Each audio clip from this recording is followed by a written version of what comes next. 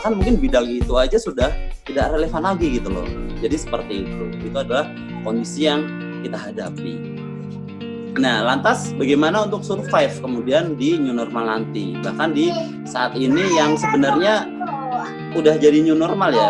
Kalau kita melihat dunia saat ini ya, bahkan sebelum COVID itu sebenarnya semuanya udah ke arah new normal karena adanya revolusi 4.0. Kalau kita ngomong krisis sama normal kan bedanya, kalau normal kan life as usual ya kan, atau business as usual lah. Tapi kondisi krisis kan bukan lagi out of the box, malah bisa jadi no box gitu. Rule-nya itu udah no rule lagi gitu, harus ada new rule. Rule lama udah susah gitu. Nah, untuk survive nih formula yang saya coba rangkum itu ABCDE. Nah, biar mudah ngingetin ya. Ini bukan buat menghafal abjad ya, tapi kita singkat aja biar lebih mudah kita ingat. Apa aja ABCDE itu? Nah, E-nya pertama adalah adaptable, agility, dan always learning. Teman-teman, kita harus selalu bisa beradaptasi, memiliki kelincahan, belajar hal baru. Ini penting buat kita, karena bisa jadi kompetensi kita kemarin yang kita anggap jago banget udah nggak relevan lagi. Artinya kita harus mau belajar hal baru gitu.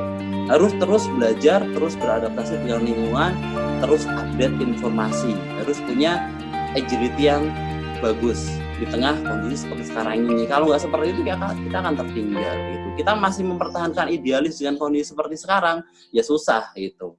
Wah, pokoknya gue spesialisasinya ini, gue harus mempertahankan nyari pekerjaan sesuai dengan yang saya miliki saat ini. Itu nggak bisa dengan kondisi saat ini gitu loh. Artinya kalau kita tetap mau survive, kita harus mau belajar hal baru dan terus mau belajar, terus-terusan belajar, jangan sampai kita berhenti belajar karena updatingnya tuh cepat banget. Kita masih ingat ya. Nah, mau belajar dan menerima tantangan. Jadi semakin lengkap pengetahuan dan pengalaman kita, maka kita pasti akan lebih siap menghadapi segala bentuk tantangan yang ada di hadapan kita. Jadi kita masih ingat banget era 4.0 tentang disruption itu, dengan adanya pandemi ini mempercepat itu semua gitu. Yang tadinya mungkin 4.0 itu disruption itu udah secara keseluruhan bisa terjadi di 2025, 2030, tapi karena pandemi ini semuanya jadi maju. Jadi bukan opsi lagi, tapi keharusan, mau nggak mau ya kan. Masih ingat banget kan cerita tentang Gojek yang tergantikan dengan ojek online, ojek dan diganti dengan ojek online. Terus di tol ya kan, yang dulu banyak di gate itu masih manual pakai manusia, terus diganti dengan GTO, gate tol otomatis, sekali tap pakai kartu. Terus banyak hal lagi di dunia perfilman, videografer yang dulu kalau pengen ngambil view dari angle yang tinggi, helikopter view ya, harus pakai helikopter, nyewa pilotnya, terus kameramennya ikut di atasnya. Sekarang cukup beli drone yang harga puluhan juta udah bisa dipakai. Jadi seperti itu teman-teman. Jadi kita mau nggak mau harus punya jiwa adaptasi yang tinggi, agility yang tinggi, dan harus terus mau belajar hal baru. Terus yang kedua, B, yaitu brave ya, harus berani mengambil resiko teman-teman. Di kondisi sekarang ini kita harus berani mengambil resiko. Ya bisa jadi resiko itu kan bisa baik bisa enggak ya, tapi kalau nggak kita ambil, nggak punya keberanian, ya kita bisa jadi akan tertinggal gitu. Kita mau nunggu sampai kapan, sampai selesai, dan selesainya itu kan nggak tentu. Jadi seperti itu. Jadi banyak hal yang berubah di era new normal. Bisa jadi skill yang sebelumnya masih dipakai sudah tidak relevan lagi. Artinya kalau emang kita harus banting setir, ya udah banting setir gitu loh. Kita ambil resiko tentunya dengan perhitungan dan pertimbangan yang bisa kita rinci ya, bisa kita analisa. Jadi seperti itu. Terus berikutnya ketiga adalah connecting and networking. Ini jadi hal yang sangat penting sekali ya teman-teman. Connection, networking itu udah bukan lagi opsional juga gitu. Sekarang udah jadi kebutuhan. Terlebih dengan kondisi sekarang kan, ketika kita nggak bisa kemana-mana, ya udah. Termasuk saat ini kita juga masih berusaha untuk menjalin konektivitas dan networking. Termasuk kita sebagai makhluk sosial kan kebutuhannya itu. Jadi mulailah coba bangun personal branding teman-teman job seeker. Dan personal branding bukan buat job seeker doang ya, termasuk saya pun masih terus membangun yang namanya personal branding. Jadi cobalah bangun value dan personal branding. Membangun value dan personal branding adalah cara yang paling elegan untuk memamerkan kemampuan kita. Jadi kalau kita ingin pamer skill kita, yang paling elegan ya dengan personal branding. Mulai bangun networking bisa melalui LinkedIn dan aktif di grup-grup, bisa grup WhatsApp, grup Telegram, atau apapun itu, di mana semuanya vibrasinya positif, banyak hal baru yang bisa kita pelajari bareng-bareng, dan kita pun bisa sharing kalau misalkan ada hal-hal yang kita ragu atau bingung pengen menanyakan. Nah, itu salah satu keuntungan kita membangun connecting dan networking. Termasuk ketika kita mau nyari job juga bisa menggunakan connecting dan networking ya. Tapi pastikan yang kita sampaikan ketika kita berkoneksi dengan orang lain itu harus sesuatu yang positif. Jangan sampai orang ilfil sama kita gara-gara kita main sosmednya kayak anak alay gitu. Jadi jangan sampai hal itu kita lakukan. Jadi seperti itu ya. Oke. Kalau misalkan ada yang mau ditanyakan, teman-teman bisa langsung tulis ya. Misalkan di tengah-tengah materi bisa langsung tulis di chat. Jadi seperti itu. Oke, saya lanjut ya. Oke, berikutnya D-nya yaitu digital mindset. Kita harus mulai membangun digital mindset kita. Mau tidak mau, semua mengarah ke digitalisasi. Memang ini nggak banyak orang siap dan nggak banyak orang suka. Tapi ya inilah yang terjadi teman-teman. Semuanya sudah mengarah ke digital. Kemarin saya baca berita, jangankan di Indonesia ya, sekelas Microsoft itu sudah memecat karyawannya dan digantikan dengan AI, Artificial Intelligence, dan ini sudah terjadi itu.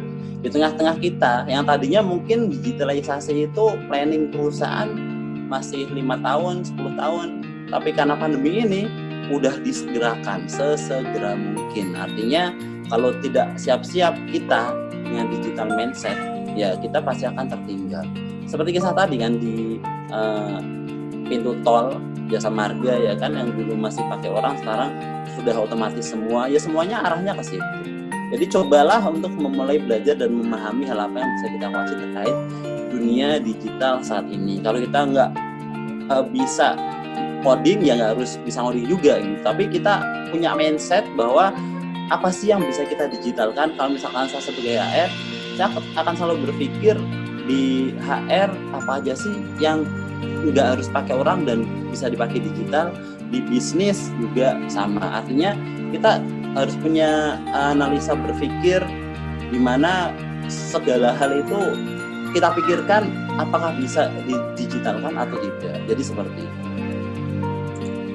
Yang terakhir adalah execution disiplin. Harus disiplin untuk mengeksekusi semuanya. Mulai sekarang teman-teman harus siap-siap nih, apapun yang sudah jadi plan kita ya harus kita lakukan gitu, harus kita eksekusi, harus kita benar-benar jalankan. Disiplin dalam diri kita itu harus benar-benar mulai dilakukan.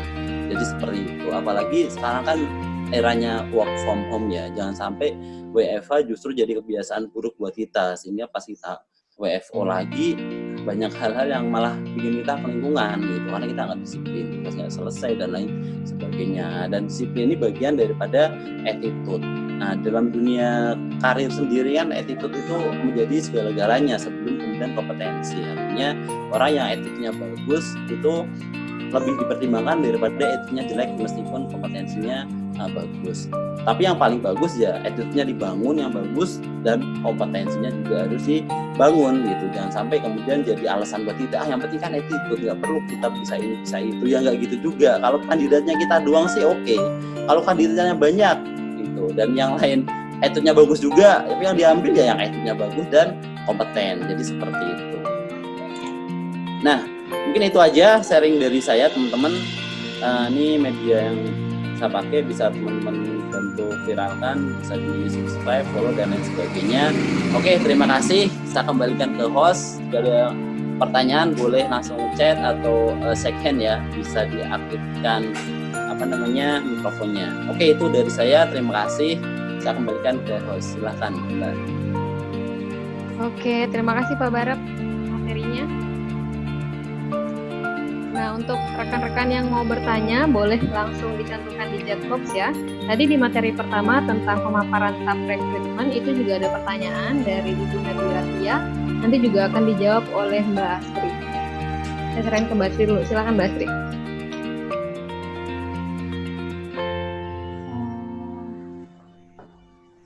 Untuk pertanyaan yang dari Mbak Nadira Tia ya. Kalau Bu, biasanya kalau mendapatkan database lewat media apa saja ya? Menurut Ibu, media apa yang paling bagus untuk mendapatkan talent-talent yang bagus untuk di-propose ke klien? Nah, kita itu kalau misalnya mendapatkan database kandidat itu dari berbagai macam platform sih. Yang pertama pasti dari LinkedIn. Itu biasanya kalau LinkedIn itu untuk level-level yang udah manajerial ke atas.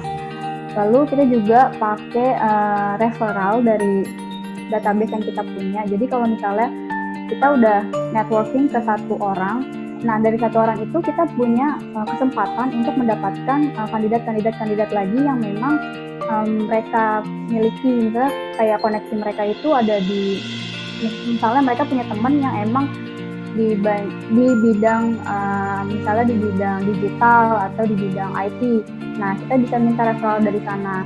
Lalu setelah dari database yang tadi aku bilang, tadi platformnya LinkedIn yang pertama. Yang kedua itu kita punya platform lain seperti Jobstreet, Career.com, dan juga media sosial. Jadi semua yang kita punya itu emang kita pakai banget sih. Tapi emang yang aku bilang pertama, kita selalu mengutamakan kandidat-kandidat yang memang sudah menjadi database staff recruitment. Nah, terus untuk pertanyaan keduanya itu, media apa yang paling bagus untuk mendapatkan talent-talent yang di-propose ke klien? Sebenarnya nggak ada yang paling bagus juga, karena kan setiap kandidat itu kan punya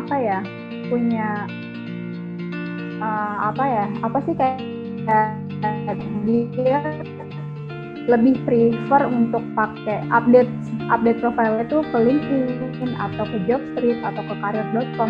Jadi menurut aku gimana caranya kita sebagai recruiter itu mencari dan melakukan networking ke banyak orang. Jadi nggak masalah platform apa aja, yang penting emang kita udah punya banyak rekanan atau network yang baik. Jadi kalau menurut aku sih, kalau untuk yang tadi aku bilang, kalau misalnya untuk yang level-levelnya udah agak profesional, maksudnya bukan profesional sih, level supervisor, manager ke atas, itu biasanya udah dia lebih prefer untuk pakai LinkedIn. Tapi kalau untuk level-level staff, biasanya mereka lebih prefer pakai Jobstreet atau Career.com gitu sih menurut aku. Gitu. Untuk yang lain, kalau misalnya ada yang mau ditanyain ke Pak Barep atau ke saya, bisa langsung di chatbox aja. Nanti mungkin akan dipilih untuk teman-teman yang mau tanya, itu akan dipilih hanya 3 penanya aja sih.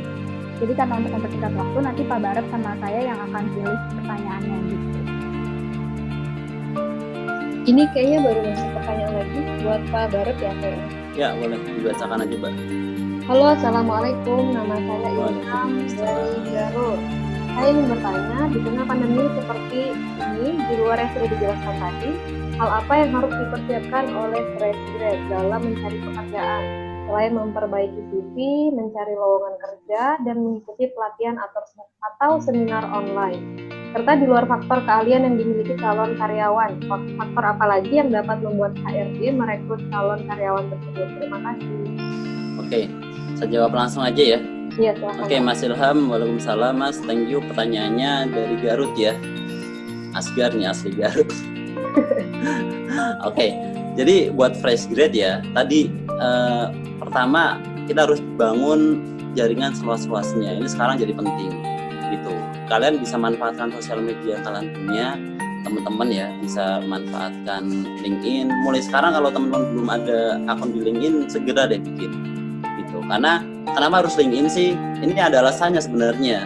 Karena para profesional itu sosial medianya mainannya emang di LinkedIn gitu, dibanding platform sosial media lainnya seperti Instagram, Facebook, Twitter, dan lain sebagainya. Karena di LinkedIn kan banyak fitur yang memang diperuntukkan untuk kayak learning, terus job hunter, dan lain sebagainya. Jadi di situ bangun koneksi. Terus selain hal yang tadi saya sampaikan, yang bikin menarik HR itu apa sih gitu ya? Kalau misalkan saya kesimpulan dari pertanyaannya, faktor apa yang bisa membuat HR merekrut calon karyawan? Nah, kalau misalkan ngomongin faktor HR, kan HR itu punya kriteria Mas, punya kriteria atau requirement lah. Apa aja persyaratan seseorang itu fit atau tidak untuk di-hire atau direkrut. Kalau saya itu biasanya menyampaikan harus memiliki minimal setidaknya harus punya karakter great talent. Apa aja great talent itu, G-nya tuh good attitude. Good attitude itu penting buat fresh grad. Terus yang kedua responsibility, harus punya tanggung jawab terhadap diri kita sebelum kita lulus itu kita sebagai apa. Misalkan gini, setiap orang itu kan punya tanggung jawab masing-masing, tanggung jawab profesi dia, tanggung jawab sosial dia, dan lain sebagainya. Nah ini kebanyakan fresh grad itu nggak menyadari hal itu, sehingga pas dia di kampus atau di sekolah itu lebih banyak menghabiskan waktu untuk hal yang kurang berfaedah gitu, menggunakan sosmed untuk hal hanya sekedar have and fun doang gitu. Padahal era sekarang itu collecting datanya itu HR itu melihat track record kita tuh dari mana?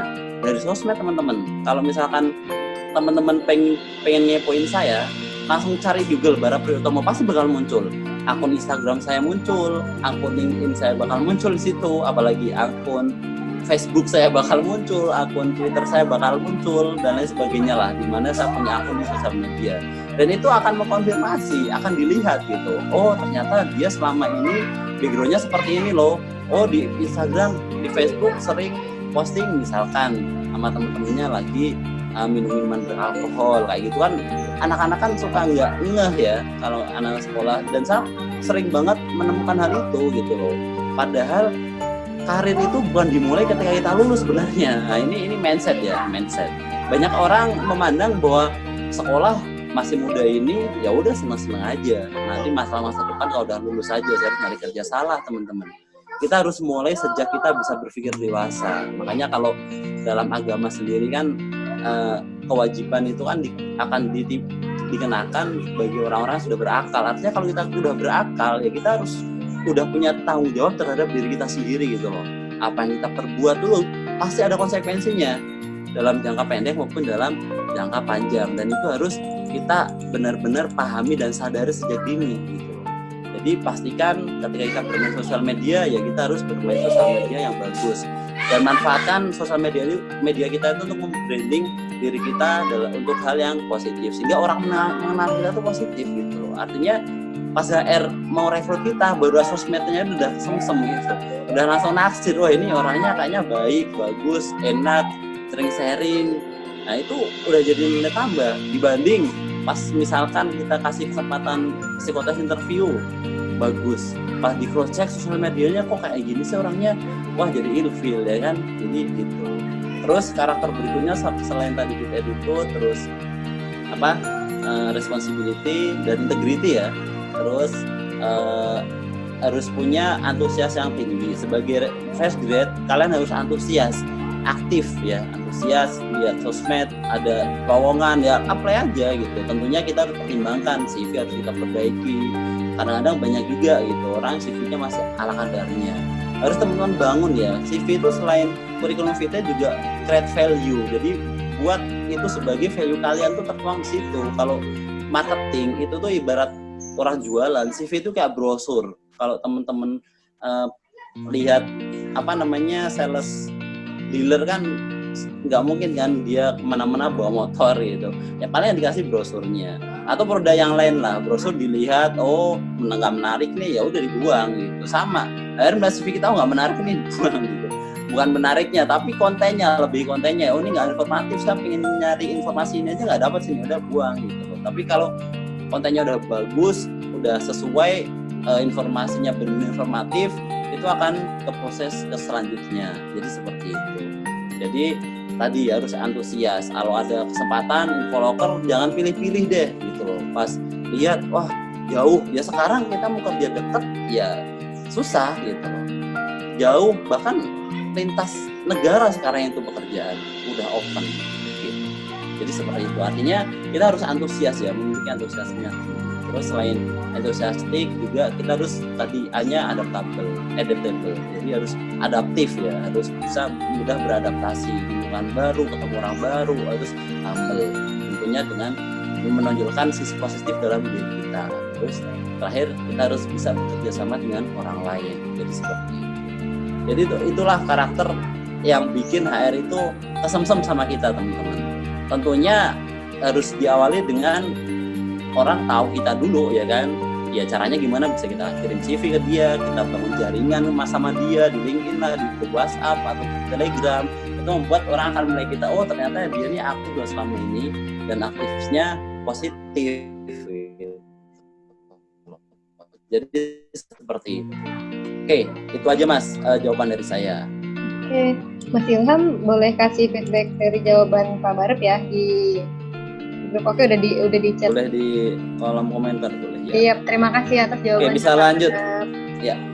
Iya, ini ada dari Mbak Heni. Saya bacain Pak ya. Oke.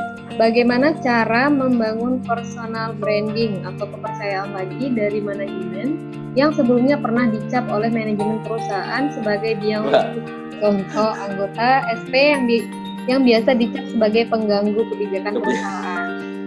Oke. Pribadi kayaknya Pak Barep. Curhat. Enggak, ini bukan mencurhatkan diri sendiri, tapi mencurhatkan yang lain gitu. Biasanya kalau SP itu kan cowok ya, yang agak-agak ngeselin gitu. Ngeselin. Ya, makanya saya nggak suka sama cowok karena ngeselin. Bapak cowok. Oke. Jadi gimana sih cara membangun personal branding? Nah, kalau secara detail dan lengkapnya itu bisa jadi satu sesi materi sendiri kalau ngomongin personal branding. Tapi singkatnya gini, personal branding itu kan kita membangun value kita atau membranding value kita, mengenalkan value kita kepada orang lain. Orang lain itu bisa siapa aja gitu. Kalau kita penjual ya bisa ke customer kita. Kalau misalkan kita karyawan ya sama manajemen, sama atasan, sama teman kerja dan sebagainya. Artinya personal branding itu bagaimana orang lain melihat kita sebagai apa gitu. Nah, kita mau dilihat orang lain itu sebagai apa? Itulah personal branding. Caranya gimana? Kalau kemudian kita ngomongin caranya, tunjukkan secara konsisten. Kita itu sudah seperti itu. Contoh misalnya gini.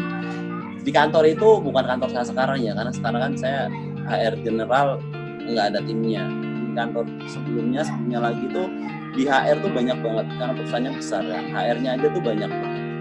Saya berusaha membangun personal branding saya bahwa ketika ada orang yang bermasalah dengan rumus Excel, saya akan bantu dia sampai selesai. Itu terus saya lakuin. Kalau misalnya saya lihat, kadang-kadang saya kan orangnya agak dalam tanda kutip malas lah. Kalau misalnya banyak kerjaan, itu kalau nggak cepat selesai itu malas gitu. Lihat, wah ini harus cepat selesai nih. Kalau banyak data, itu udah saya olah dengan Excel sesimpel mungkin, secepat mungkin dengan cara biar cepat selesai. Kadang-kadang teman-teman masih sibuk, saya udah selesai dan saya, wah ini udah selesai, ngapain lagi gitu. Ngisangin temen kan lihat, oh ini pakai rumus ini aja, pakai ini aja, sehingga orang-orang tahu kalau misalnya ada apa-apa langsung kontak, Mas coba dong, saya pengen bikin kayak gini pakai seni, kasih tahu dong. Nah itu saya lakukan secara kontinu terus menerus sehingga orang tuh memandang seolah-olah saya expert di bidang itu gitu. Padahal ya sebenarnya expert banget gitu ya, tetap googling juga kalau nggak tahu artinya. Tapi secara personal branding kan berhasil, orang mengenal kita sebagaimana yang kita ingin tonjolkan, orang mengenal kita seperti apa. Nah makanya kalau kita pengen membangun personal branding, kalau misalkan personal brandingnya itu kita pengen bangun kepercayaan lagi ke manajemen, artinya kan mungkin manajemen udah antra sama kita karena sesuatu yang pernah,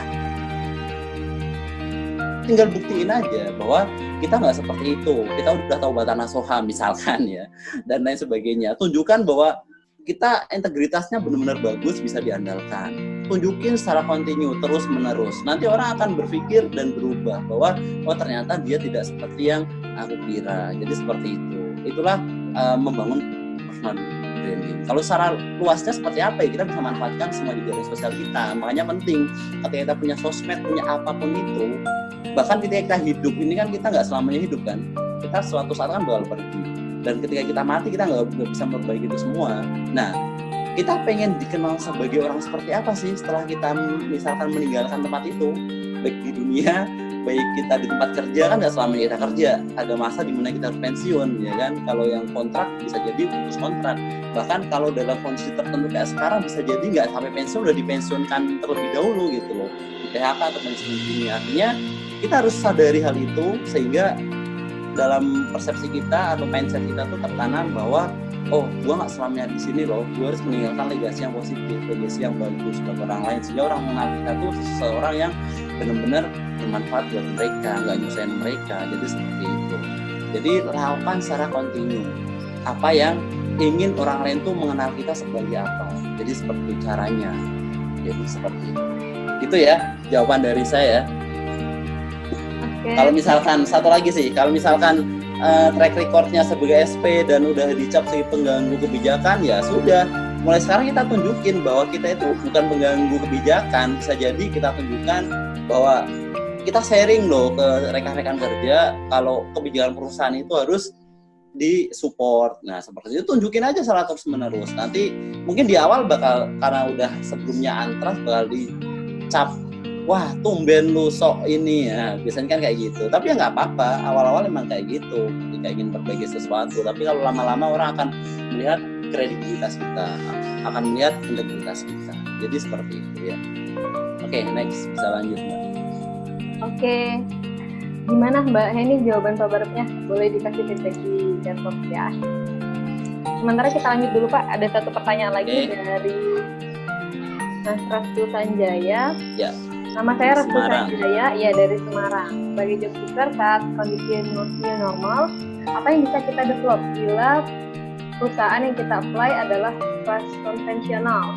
Sementara di manajemen, kelas tersebut menuntut new member, terutama manajerial level, untuk langsung bisa perform dan contribute ke revenue perusahaan yang akan di-apply, dimungkinkan dalam kondisi short term. Di sisi lain, kelas tersebut ada kemungkinan masih mengandalkan sistem konvensional sales method non-digital, karena urgensi manajemen adalah menggunakan resource yang sudah ada. Dan untuk transisi non-digital ke digitalize, juga diperlukan waktu, biaya, dan tentunya masih trial dan error. Oke. Ada dua pertanyaan sekaligus tuh. Iya, sebagai yang kedua, sebagai new manager di perusahaan tersebut, apa yang kita jelaskan bukan excuse bila achievement kita kurang maksimal, di mana faktor yang membuat kita tidak perform bukan hanya dari personal kita saja. Oke, Mas Restu, waalaikumsalam Mas. Semarang ini dekat kampung saya. Kalau saya di Kendal Mas, jadi nggak jauh ya. Sering juga kalau pulang kampung main ke Semarang. Oke, sebagai job seeker, kondisi new normal apa yang bisa kita develop ya? Kalau perusahaan yang kita apply itu masih konvensional, justru itu kesempatan bagus gitu. Kalau menurut saya pribadi ya, itu adalah opportunity yang baik buat kita. Ketika perusahaan yang kita apply masih konvensional, ya kita bisa menonjolkan bahwa kita bisa membantu operasional yang masih konvensional dengan digital agar lebih maksimal lagi gitu loh. Kalau kemudian manajemen perusahaan tersebut menuntut new member, terutama manajerial level ya, untuk langsung bisa perform dan contribute ke revenue perusahaan yang akan apply tersebut, mungkin short term. Di sisi lain, perusahaan ada kemungkinan masih mengandalkan konvensional sales method non-digital. Ini kalau menurut saya pribadi ya, justru tadi ketika kita menemukan perusahaan yang masih konvensional, kalau kondisi seperti sekarang ini kira-kira apa yang bisa dilakukan? Ya kalau kita ngomongin, oke lah, perusahaan direktur marketingnya masih mengandalkan relationship untuk order di perusahaannya, ya kan, ambil produknya, ambil jasanya dan lain sebagainya. Itu kan terbatas. Kalau kemudian kita punya bisa perform go digital, itu kan jangkauannya jauh lebih luas. Itu bisa kita sampaikan. Oke bos, boleh ente pakai relationship untuk tetap memastikan perusahaan salesnya ada gitu. Tapi ya revenue-nya paling segitu-segitu aja, udah ketebak gitu. Relationship dia tuh seberapa kuat sih gitu loh. Paling ya yang sudah-sudah aja ya kan, dan kadang-kadang yang udah itu bisa jadi karena nggak enak gitu loh, maksudnya nggak enak kalau nggak order, kan udah kenal lama dan lain sebagainya. Itu kan sebenarnya bahaya buat perusahaan. Nah, kita bisa jelaskan dengan metode digital, dengan go digital, kita bisa menjangkau market lebih luas lagi gitu loh. Bisa kita sampaikan dengan data.